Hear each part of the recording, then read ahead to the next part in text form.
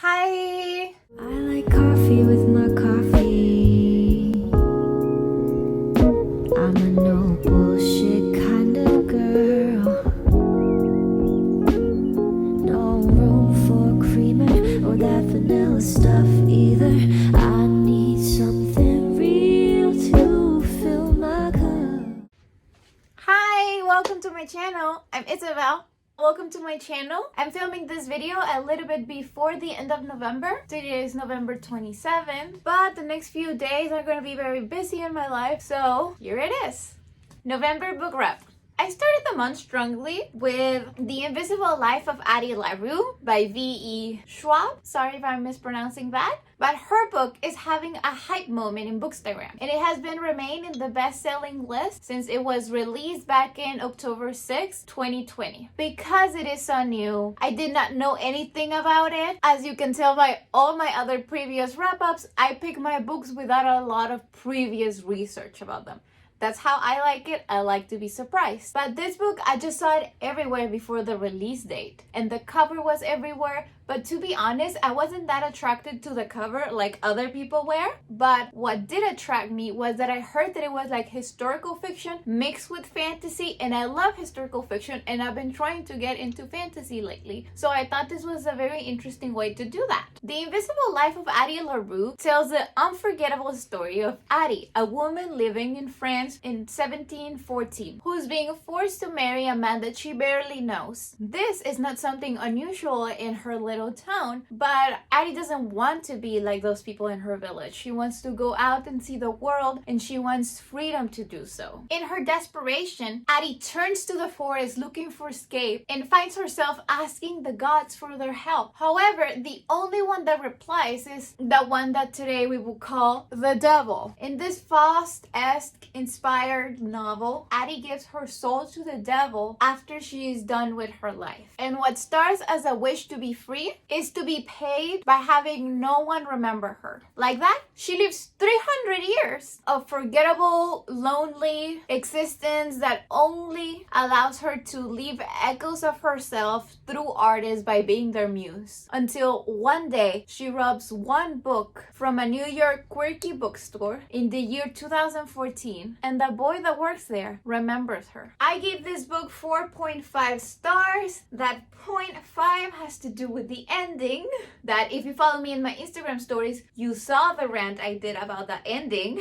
But until this day, I can't stop thinking about it. Also, there's a full review in one of my Instagram posts if you want to go check that out. But please believe me when I say that The Invisible Life of Addie Larue is worthy of its praise, it's worthy of its fame, and it's worthy to be remembered by you. Okay, the thing with the ending that makes it so special is that it is not bad, it is not good, it's not disappointing, it is not perfect.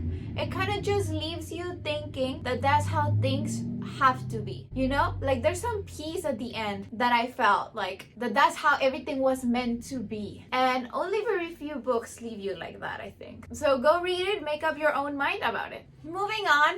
After I finished this book, it was election night and election week here in the US. And because of that, I knew what I needed. I knew that I needed something wholesome, something cute, something to kind of distract me from everything that was going on in the country. That is how I landed on The Switch by Beth, same author of The Flat Share that I think I mentioned here before. If not, that's also a pretty good book. The Switch, though, is the story of grandma and granddaughter combo who are in need of a change of scenery. Grandma Eileen is ready to find love again after her husband's infidelity, and the only obstacle is that really in her small village there are no single men, and the ones that are single are men that she have known her whole life and she's not interested in them. With the help of her granddaughter, she's trying with online dating, but apparently there are also not a lot of men who are online dating in her village. On the other hand, her granddaughter Lena is a burnout workaholic that needs to learn how to deal with her sister's death in a healthy way rather than just throwing herself at her job. Because of this unhealthy coping mechanism, she's taking a break from her job, but she really doesn't know what to do with that. So that's how this switch comes about. and they exchange lives, where Lena goes to the village and does everything that her grandma does. She's a very active person in her community, and Lena finds potential love over there, while her grandmother goes to London to Lena's apartment, and she lives there with Lena's flatmates. She starts a whole thing in their community too, and grandma also finds love. It is a very wholesome Gilmore Girl-esque novel with a lot of good vibes and just the most adorable characters. So if you're feeling a little bit on the low side and you want something quick, easy to read, romantic story, wholesome, I totally recommend you The Switch. I give it 3 stars out of 5. Similarly, I went into Head Over Heels by Hannah Orenstein looking for a warm romance. However, I must say that this book gave me more than what I was asking for. Head Over Heels is the story of Avery Abrams, you gotta love the alliteration, right? A former competitive athlete whose only goal was to qualify for the Olympics in gymnastics, until she got an injury that disqualified her from her dream and took her out of the sport for 7 years. During this time, Avery lost herself, maybe because there wasn't any of her out of the gym. She is in a relationship that's about to end. She has no college career or any career at all. She just barely has a hobby of cooking and no idea of what to do with her life. And pretty soon she finds herself at her parents' house without a life plan. However, a job offer comes along and she has the opportunity to train this other girl who, pretty much like her at her age, has the opportunity to train and probably go to the 2020 Olympics, which we now know those Olympics got canceled. So I think that makes this book more special because we actually get to go to the 2020 Olympics while reading it. This book was also a surprise for me because I'm not a sporty person. I'm not a very healthy person either, and I didn't know if I was gonna like this book because it was so heavily on the sports and not the romance as I thought it was gonna be.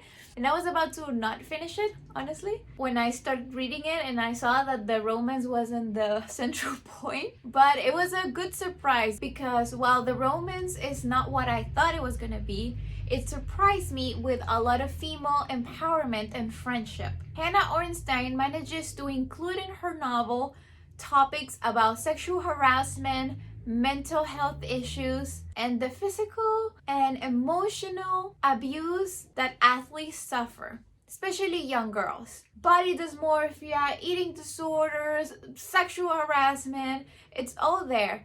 And the thing is, their lives sometimes are over at the age of 19 and they need to come up with a different plan for a different sense of security on their person. And that was something I never thought about. I think it was a good conversational starter. It made me think about it and it made me care. I give this book also 3 stars. And if you want to go check my new Instagram series called Quick Book Chats, you will find an episode about this book and an episode about The Switch. All of those are very quick, less than 10 minutes, no spoilers, and just this book is about this, and this, go read it. You might like that.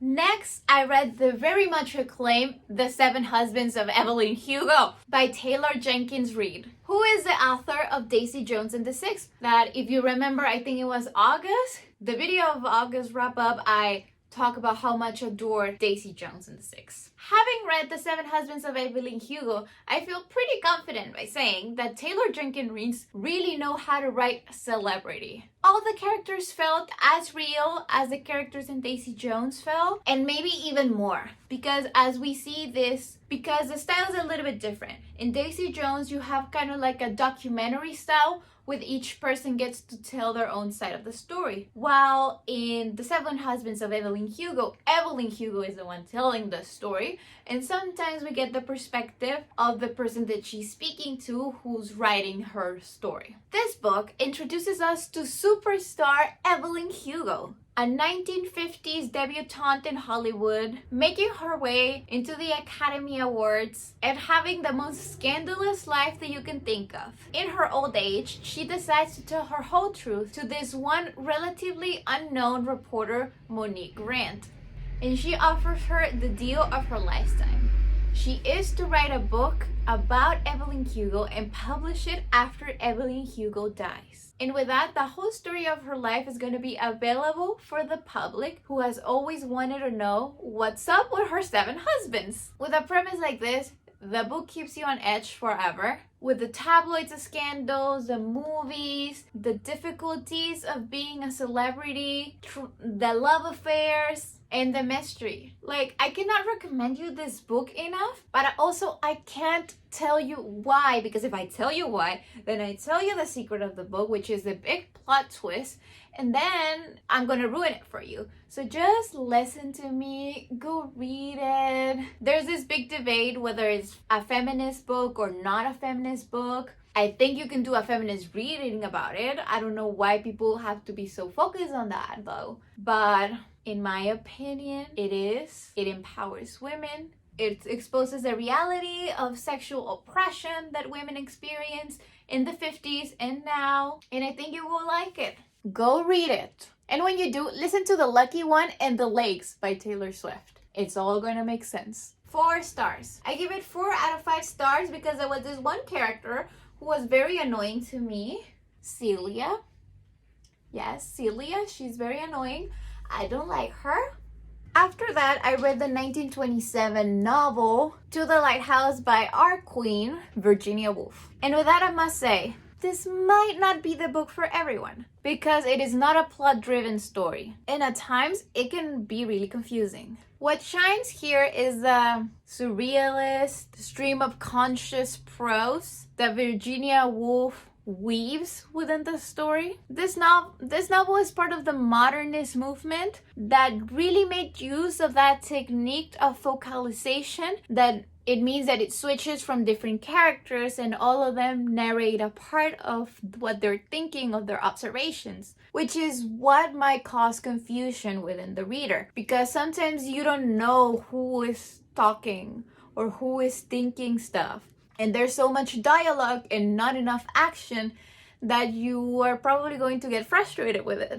And what the book is about is that we follow the Ramseys going into their summer house. And with that, Virginia Woolf uses this family as a way to talk about loss, the pass of time, and the nature of domestic human relations in childhood and adulthood. I give it 4 out of 5 stars. Because after that you get the hang of the style, you can't get enough of that delicious, beautifully crafted prose. So maybe you can challenge yourself by reading it. Maybe you can include it in the 2021 challenge and go in slow and try to enjoy this beautiful masterpiece. And now a little bit of context. After I finished To the Lighthouse, I moved back to my parents' house, as I told you and show you in my stories. And then me and all my family got infected with COVID-19. The day I got the results back, I felt devastated, quite honestly. It is such a weird feeling to do everything that you can, everything that people tell you to do in your control not to get sick and be responsible, and at the end of the day still get infected. I am almost out of it, thankfully, and I didn't experience any symptoms, neither my mom did. So we're very happy about that.